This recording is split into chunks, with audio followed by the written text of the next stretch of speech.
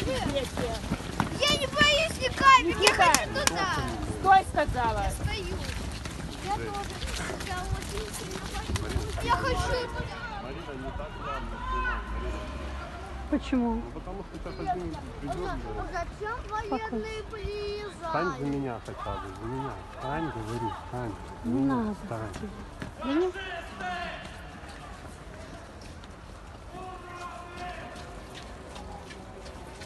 Красавчики, блин.